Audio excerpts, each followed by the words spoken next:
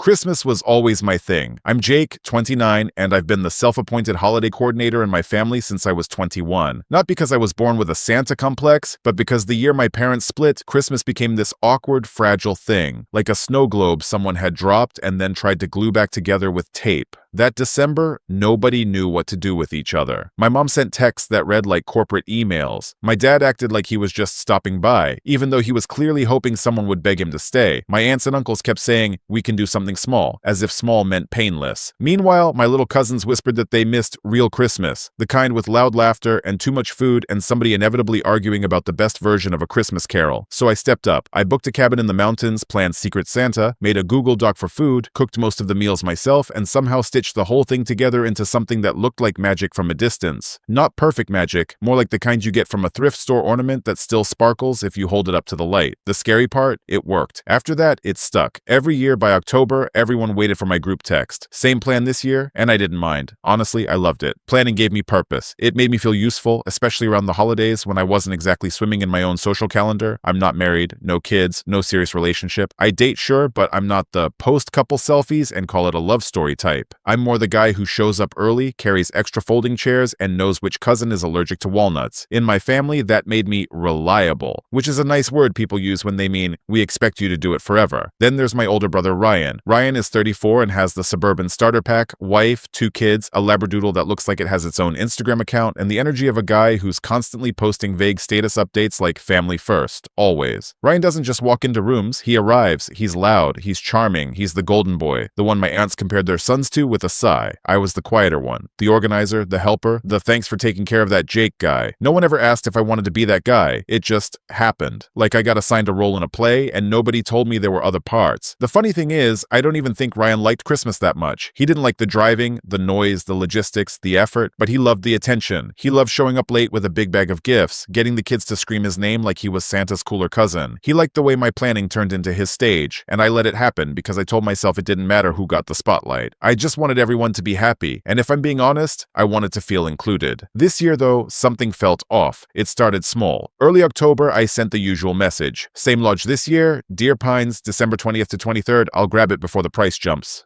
Deer Pines is this beautiful place tucked into the mountains about 2 hours from where we grew up. It has a huge stone fireplace, a long dining table big enough for 20 people, and the kind of pine smell that makes you believe in redemption. It's a little expensive, but we split it. I always covered the deposit up front, then everyone Venmo'd me later. I got the usual replies. Sounds great. Thank you, Jake. You're the best. Everyone answered except Ryan. No reply for 2 days. Then finally, actually, we're thinking of doing something different this year. More local with the kids, you know. That was it. No apology for ignoring me. No, what do you think? Just a decision. We, as if he spoke for the whole family. So I asked for details. Where, when, who's organizing? He said, we're figuring it out. I let it go. Figured maybe they were stressed, maybe I was overreacting, maybe Ryan had learned humility overnight and was about to follow up with something considerate. A week later, my mom called me, cheerful and unaware. So you're booking Deer Pines again, right? I told your Aunt Susan we're doing the same thing. She said it like it was as certain as gravity. I thought Ryan said, "Oh, Ryan always has ideas," my mom cut in, breezy. "But you handle it so well, honey. Everyone loves what you do. Everyone loves what you do, not you, what you do." So I booked the lodge. I sent the confirmation email with check-in details. I made the shared Google Doc again. Food assignments, gift exchanges, Secret Santa rules, kid activities. I even added a section titled Traditions because last year one of my cousins said it felt like real Christmas again, and that had stuck in my chest like a warm ember. Everyone filled in their section, everyone except Ryan. Fast forward to the first week of December, and Ryan actually calls me. Ryan never calls. He voice memos, he texts, he sends as if it's a full sentence. A phone call from Ryan felt like getting a letter by Raven. He sounded friendly, too friendly, like he'd put on a customer service voice. "Hey bro," he said. "So,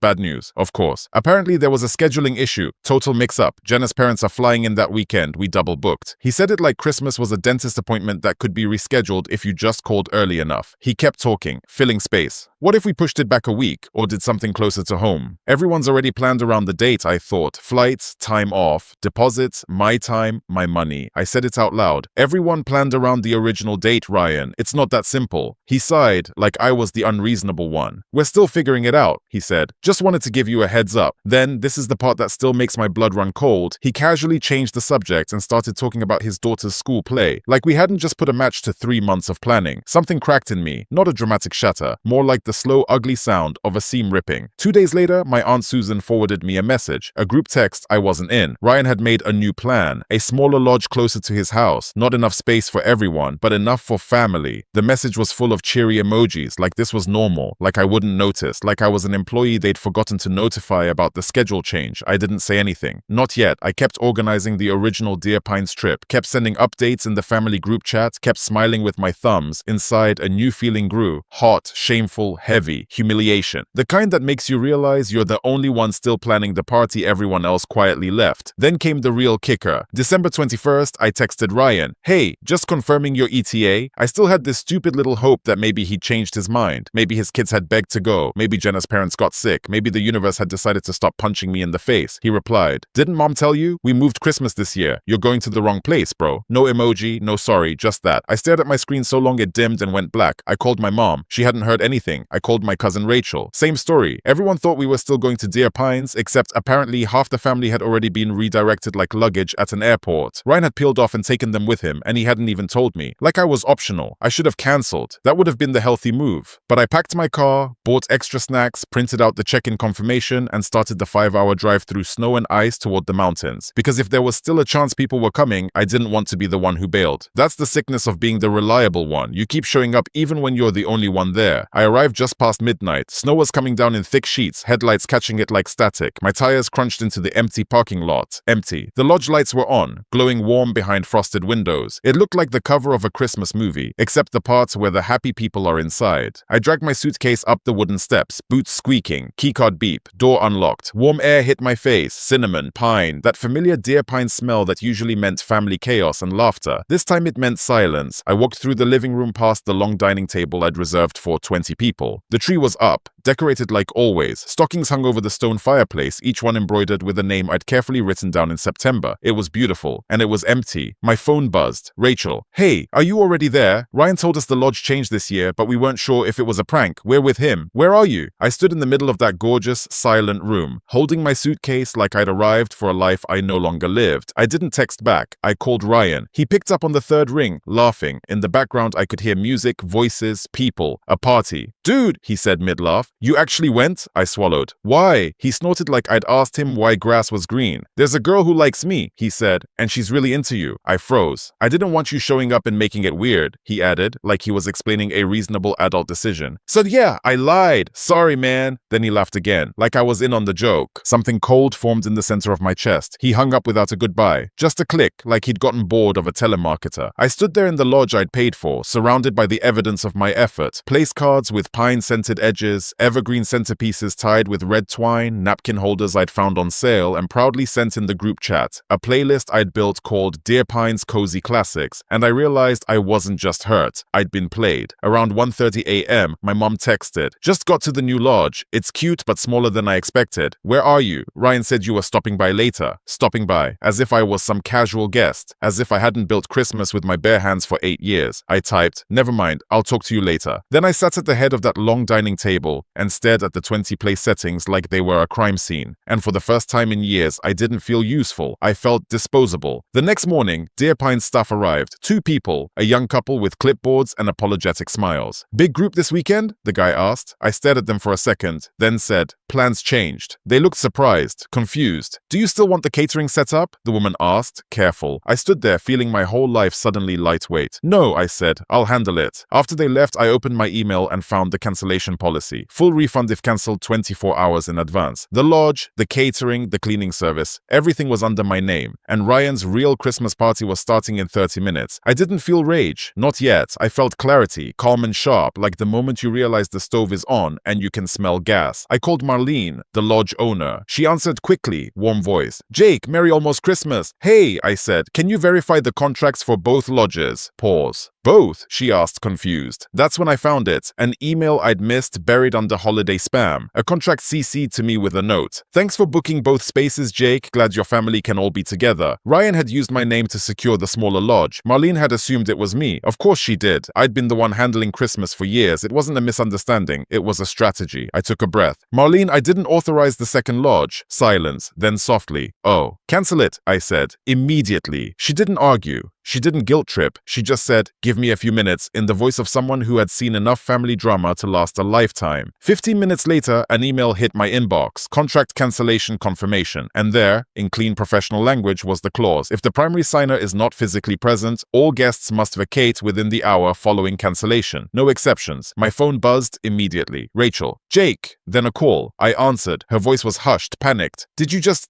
Everyone's freaking out. The staff said we have to leave. Ryan's arguing, but they said it's your name on everything. I looked around the quiet lodge, the one I'd booked, the one I'd built for people who apparently didn't mind leaving me behind. For the first time in hours, I smiled. It wasn't happy. It wasn't cruel. It was just relief. Maybe, I said, or maybe I'm finally taking my name back. After I hung up, the silence returned. Heavy, thick. I sat there with my laptop open like it was a weapon I hadn't even known I owned. That night, I didn't sleep. I lay on the couch staring at the ceiling beams while wind hammered the windows. Every time I closed my eyes, I heard Ryan's laugh. Every time I opened them, I saw empty chairs. By morning, the numbness shifted into exhaustion with a pulse. I packed my things, left the key on the counter, and drove home through snow-covered roads in total silence. No music, no podcast, just the occasional buzz of my phone that I refused to check. When I finally did check, days later, my mom had sent 3 messages. Heard what happened? I'm sure it was a misunderstanding. Don't let this ruin the holiday, honey. You know how your brother is. He means well. Next year, let's all communicate more clearly, okay? Next year, like my pain was a scheduling conflict. Ryan never texted. Not once. I didn't go to New Year's. I ignored calls. When Venmo requests started coming in January for Christmas dinner share, I left them on read. Let them wonder. Let them sit in the discomfort they'd handed me. That first week of January, I stayed in my apartment with curtains drawn. I called in sick to work and told my boss I had the flu. In a way, I did. It felt like my immune system had been replaced by disappointment. Planning had always been my thing. Even when life sucked, planning gave me control. It made me feel needed. But after what Ryan did, after the way half my family followed him like I was a replaceable piece in a holiday machine, I didn't know who I was without being the glue. Then, one morning around 6 a.m., my phone buzzed. A message from my friend, Erica. Hey, random question. Do you still do event planning stuff? My company's team retreat is a mess. We need help. Pays well. Interested? I almost ignored it. Then I thought, why not? At least someone is asking. I said yes. The gig was simple. A weekend retreat for a tech startup leadership team. 10 people, nothing fancy, coordinate housing, meals, and a few team building activities. I threw myself into it like a lifeline. Spreadsheets, schedules, vendor calls, backup plans. I built an itinerary that could have made a cruise director cry tears of joy. And here's the twist. I loved it. No passive-aggressive comments. No entitlement. No pretending I didn't exist while stealing my ideas. They paid me. They thanked me. Repeatedly. They invited me to dinner. They asked my opinion like it mattered. The last night, one of the execs pulled me aside and said, "Have you ever thought about doing this full-time?" I laughed like it was absurd. "You mean like starting a planning business?" He nodded. "You're better than anyone we've worked with. If you ever go pro, let me know." If you ever go pro, that sentence lodged in my brain like a seed. I'd been organizing events for nearly a decade for free for people who didn't value it. What if I stopped donating my talent to people who expected it and started charging people who appreciated it? That night, I opened a blank document and started brainstorming names, packages, rates. It felt strange, like I was trespassing on someone else's dream. But the more I wrote, the more I realized it had always been my dream. I'd just been too busy playing helpful little brother to notice. Within 2 weeks, I built a basic website on a cheap domain. I called it North Star Planning. Simple, clean, real enough to scare me. I posted once on LinkedIn. After years of helping friends and family with events, I'm officially launching North Star Planning, retreats, parties, team building. Let's make something special. I expected maybe 2 likes from people who pitied me. Instead, people responded. Comments, messages, old coworkers tagging friends, actual leads. By the end of the month, I had 3 paid gigs booked. Nobody tried to guilt me into discounts. Nobody said, "But you're so good at this, can't you just..." They hired me. They paid me. They thanked me. It was empowering in a way I didn't know I needed. Around that same time, my Aunt Susan texted, "Jake, I heard you canceled the Christmas lodge and kicked everyone out. What happened? Ryan said you were upset." No mention that I wasn't invited. No apology, just concern for the inconvenience. I stared at it, then deleted it. I didn't need to explain myself. Not anymore. February became building season. I learned invoicing, made a basic logo, hired a freelance designer to upgrade my site. It wasn't huge money, but it was mine. My hours, my skill, my joy. And the weirdest part, I didn't miss my family. Not the group chat, not the planning threads, not the invisible weight of being the glue. I started walking in the mornings, cooking meals for one without feeling lonely. Journaling, which sounds like something a person with a matching pajama set would do, but it helped. One entry said, "They didn't throw you out, you outgrew them." By spring, I had 5 clients clients lined up for summer. One small wedding, one corporate picnic, one multi-day nonprofit offsite with 50 guests and a budget that made my hands shake. Then fate did what fate loves to do. It brought Deer Pines back into my life. A corporate HR manager named Elaine called me about a winter retreat. She described exactly what they wanted: fireplaces, snowy mountains, long wooden tables for final night dinners. Rustic charm, but still comfortable. I knew a place like that. You ever heard of Deer Pines? I asked casually. She hadn't. I sent photos, decor setups, room layouts, table arrangements. Not family photos, just work. She was sold. We'll take both lodges, she said. Split departments the first 2 nights, then bring everyone together, and we want you on site. Both lodges, the main lodge and the smaller one. Date, December 20th to 23rd. The same weekend, my family always did Christmas. I found out later, by accident or maybe by the universe's sense of humor, that Ryan had been trying to book Deer Pines for the family Christmas tradition again. He hadn't put down a deposit yet, just a soft hold, the kind of thing people do when they assume the world will bend for them. I called Marlene. She remembered me immediately. Jake, she said, and I could hear the smile. How's business? Good, I said. Really good. I want a full buyout. Both lodges, full payments up front. She paused. You know, someone with your last name asked about those dates. I figured, I said. Nothing final, she added carefully. Then it's final now, I said. Within 24 hours, Deer Pines was booked, paid in full, under North Star Planning. A week later, Ryan texted me for the first time since last Christmas. Hey man, weird question. Did you book Deer Pines this year? I stared at the message and felt something in me. Something that used to be fear turn into calm. Yep, I typed. What? Like both places? Yep. So we can't use it? You'd have to ask my client, I replied. Dude, seriously, I didn't respond. Because here's the thing, I wasn't taking Christmas away from them. I was doing business, booking space, closing deals. What they did to me was betrayal. What I was doing now was just good timing and paperwork. Then Rachel reached out. She'd been distant since the fallout, but I'd never blocked her. She was one of the few people in that family I actually trusted. Can I call? She wrote. We talked that night. She sounded cautious, but not angry. You really booked it? Corporate client, I said. Big deal. You know Ryan's flipping out? He booked behind my back last year. I said. Lied, used my name, left me alone on Christmas. He'll survive. Rachel exhaled slowly. He's going to paint you as the villain. I thought about that for a second, then said, let him. Then she said something that changed everything. What if we let them see the truth without you even having to fight? What do you mean? She explained it like she'd been thinking about it for weeks. You're building something, a real business. What if, right before Christmas, you post about the Deer Pines retreat, publicly, professionally? Let them see that the place they thought belonged to them is actually part of your success. Let them realize they were never the center of your world. Not anymore. The idea felt clean, powerful, not petty, not dramatic, just reality. We ended the call with a loose plan. I worked through the year, booked retreats, coordinated weddings, hired a part-time assistant, got an accountant, ordered business cards. North Star Planning became real, not just a coping mechanism. I didn't tell my family any of it, not out of spite, though I won't pretend that wasn't in the mix, mostly because I didn't want their opinions touching something I'd built. I didn't want them to claim it, minimize it, or spin it. Thanksgiving, my mom texted. Just a heads up, we're doing a small dinner this year. Ryan's family is going to Aspen. No pressure to come if you're busy with your planning thing. Your planning thing. I didn't reply. Instead, I drafted a post and scheduled it for December 20th. A photo of Deer Pines lit up in the snow. Table set, warm light spilling from windows, a long wooden table filled with place settings I designed, this time for clients who actually paid for my work. The caption, when they said go big or go home, we chose both. 2 lodges, 1 vision, 50 guests, endless memories. Thank you to our client for trusting North Star Planning with your end-of-year retreat. I closed my laptop and exhaled, like I'd been holding my breath for a year. December 20th arrived quietly. No dread, no frantic calls, no last-minute chaos. I woke before sunrise in the main Deer Pines Lodge. Snow coated the trees like frosting. Staff moved through halls with clipboards and calm efficiency. Coffee brewed, name tags lined up. The schedule was printed and taped neatly near the entry. 50 guests arrived by noon. By afternoon, the lodge was alive, laughter echoing, breakout sessions happening, fireplaces crackling. The smaller lodge hosted workshops and dinners. Everything ran on time. Not because I begged my family to cooperate, but because this was a contract and people respected it. At 6:14 p.m., right as the final dinner was being plated, my phone buzzed. Ryan. I didn't answer. Another call. Another. Then a text. Did you seriously take Deer Pines from us? I glanced at the long dining table filled with people raising glasses, complimenting the decor. I flipped my phone face down and walked to the head of the room. Welcome, I said. Tonight is about reflecting on what you've built and where you're going next. Applause followed. Warm. Real. I didn't check my phone again until midnight. By then, my scheduled post had gone live. The response was immediate. Likes, shares, comments from colleagues and clients, messages asking about availability. The lodge's official page reshared it and tagged North Star Planning, calling it one of the smoothest retreats we've ever hosted. And then the family group chat exploded. Aunt Susan posted a screenshot of my post. Wow. My mom. Jake, is this why Deer Pines Philippines wasn't available? Rachel reacted with the heart emoji. Ryan stayed silent for a while, then finally typed, "So you did all this just to prove a point?" I stared at that message and felt something settle inside me. Not anger, not satisfaction, just truth. "No," I typed. "I did it because I'm good at what I do and because I stopped working for free." The typing bubble popped up, disappeared, popped up again. Then, "Everyone thinks you sabotaged Christmas," I replied. "I booked a venue for a paying client. You assumed you could use my name again. That's on you." My mom called. I almost didn't answer, but I did. Her voice was tight, confused, like she was trying to understand a story she'd missed the first half of. "Why didn't you tell us?" I leaned back in my chair, listening to the warm hum of the lodge behind me. "Because last time I told you anything," I said quietly, "I was told not to make it weird, because I spent years organizing everyone's holidays and being treated like background help, and when I was pushed out, nobody checked if I was okay. You all just moved on." Silence, then softer. "I didn't know it was that bad." "I know," I said. "That's the problem." The fallout came in waves. Ryan's wife posted something vague about family drama ruining traditions. She deleted it when people asked questions. My aunt called and apologized for real. Not for the inconvenience, but for the assumption that I'd always be fine. Rachel sent me a long message that just said, "I'm proud of you." Ryan didn't apologize, but he stopped pretending. A week later, he sent one final text. "Guess you don't need us anymore." I stared at it for a long time, then replied, "I never did. I just thought I did." After that, silence, and honestly, it was peaceful. North Star Planning ended the year with a full calendar and a wait list. I hired another assistant, signed a lease on a small office, started saying no to clients who didn't respect my time. The business kept growing, quietly, steadily, like something alive. And Christmas, I didn't host it. I spent it hiking with friends, eating dinner I didn't cook, laughing without scanning the room to make sure everyone else was comfortable. No one needed me to hold the holiday together, and for the first time, neither did I. Here's what I learned. Some families don't want a hero. They want a helper they can ignore, and the moment you stop playing that role, they call it betrayal. But choosing yourself isn't revenge, it's graduation. And this year, when I walked out of the lodge, my